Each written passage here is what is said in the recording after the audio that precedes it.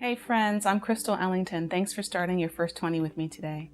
Today we'll be wrapping up our study on the attributes of God by talking about our God who is strong.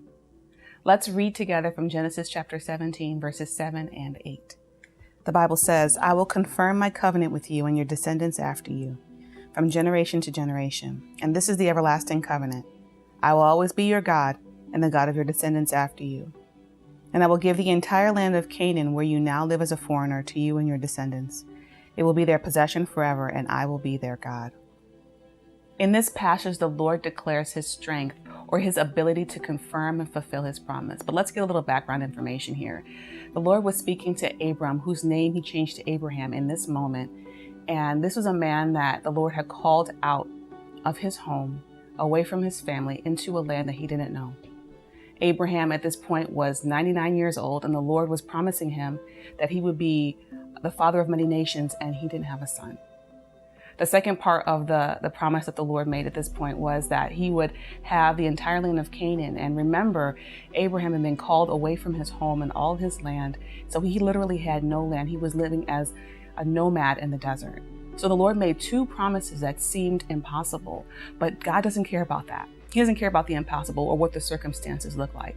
What he cares about is what he knows to be true, the promises he makes to Abraham in this moment. So in the future, about a year from the time that the Lord made this promise, Abraham did have a son. In his old age, he was 99. His wife Sarah was about 90 years old, and she had a son. He was the son of promise, and his name was Isaac.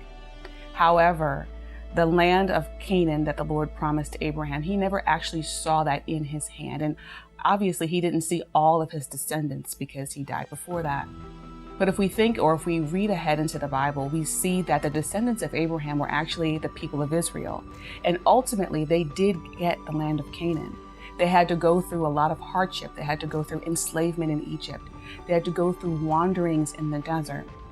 And right as they approached the promised land, right when they had that chance to step into what God had promised Abraham so many years ago, they decided that they would look at fear and look and be in disbelief and not trust God and rebel against him. They decided, you know what, this land is too scary, the people are too big, we're not well equipped, we're not going. And so God, in his wisdom or in his, he made the choice that they were not going to enter after they decided. They had to wander the wilderness for 40 years. And then again, they finally reached the edge of the desert, or the edge of the promised land in the desert. And they had the opportunity to not walk in or stroll in and just, take over things, but they had to go through battles. They had to engage in warfare and conquest. Now, these are people who were nomadic folks. They weren't warriors. They were shepherds. They took care of goats. They were not known for being war people, but God was on their side.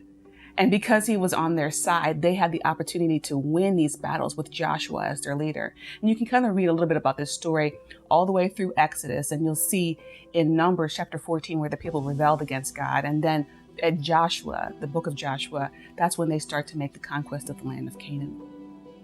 And all that's to say that the story of the people of Israel taking this land or gaining the land of promise began back in Genesis when the Lord made this promise to Abraham. But they had to contend. They had to believe, and they had to trust in the strength of their God, the strength that he had to fulfill and to confirm his promise that he made to Abraham many, many, many, many years ago. It didn't matter how long the time took or how much time had passed for the promise to be fulfilled. God was still strong and God was still faithful. And that's what his strength is. His strength is faithfulness. His strength is goodness. His strength is his constant presence in our lives to do the things that he's promised to us. So in your First 20 today, I want you to think about, I want to challenge you to ask the Lord about the promises he's made you. Maybe even a promise that might be impossible or you've forgotten about. Say yes again to that promise. And trust the Lord, trust in his strength, trust in his power, trust in his ability to confirm and to fulfill his promise to you. May the Lord bless you today as you pursue our strong God.